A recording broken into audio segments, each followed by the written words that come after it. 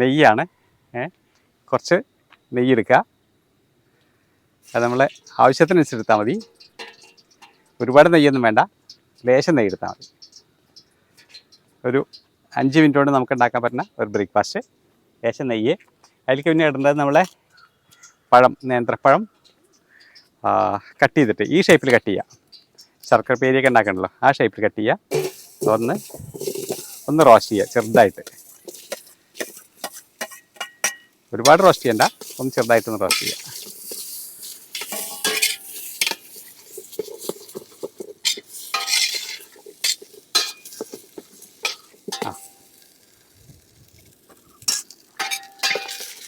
ഇത് റോസ്റ്റ് ചെയ്ത് കഴിഞ്ഞാൽ ടേസ്റ്റ് മറ്റു മാറും കേട്ടോ. സാധാരണ നമ്മൾ കഴിക്കണ മാതിരിയല്ല. റോസ്റ്റ് ചെയ്ത് കഴിയുമ്പോൾ തന്നെ അതിൻ്റെ ടേസ്റ്റ് വളരെയധികം വ്യത്യാസം വരും. പലരും ചോദിക്കാറുണ്ട് എങ്ങനെ ഇത് ഇത്ര ടേസ്റ്റ് കിട്ടിയെന്നൊക്കെ ചോദിക്കും. അതിൻ്റെ പിന്നിലുള്ള ഒരു രഹസ്യമാണ്.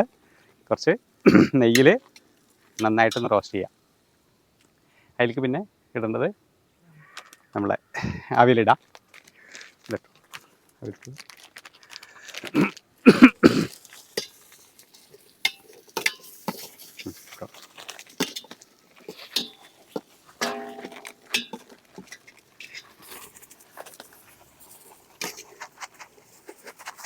അവിലൊക്കെ ആൾക്കാർക്ക് അനുസരിച്ച് കേട്ടോ, എത്ര പേരുണ്ട് അതിനനുസരിച്ചൊക്കെ അവിലിടാം. മറ്റോട്ടോ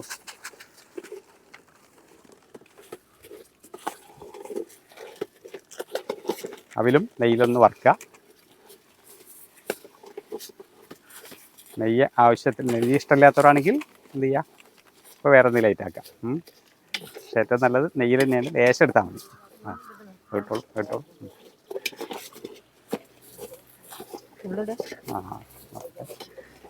ആളുണ്ട്.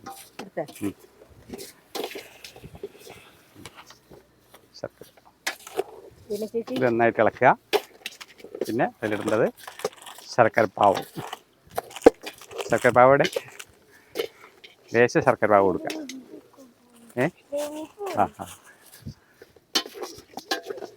ശർക്കരപ്പാവ് ഒഴിക്കുക.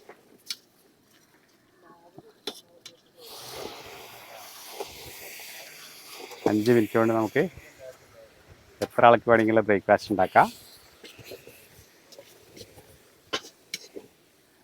ഇനി അതിൽ ലേശം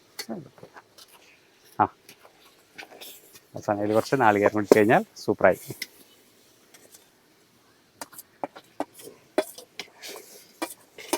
മറ്റേ നമ്മുടെ വീട്ടിലെ ആൾക്കാരെ കൂടി വന്നു കഴിഞ്ഞാലേ എന്ത് ചെയ്യണം, എന്താ ഉണ്ടാക്കുക എന്നൊന്നും ആലോചിച്ച് ചിന്തിക്കേണ്ട ആവശ്യമില്ല. ഇത്തിരി സാധനം ഉണ്ടെങ്കിൽ 5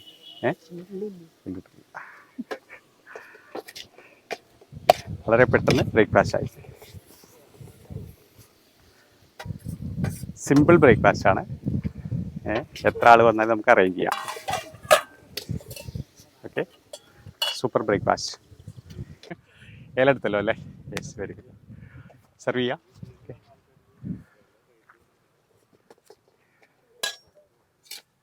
ഇവിടെ തന്നെ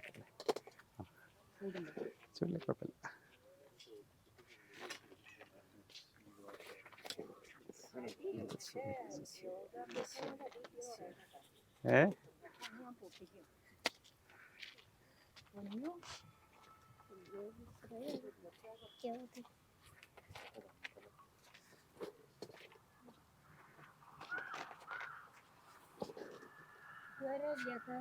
സ്വഭാവമൊക്കെ വന്നിട്ടുണ്ട്.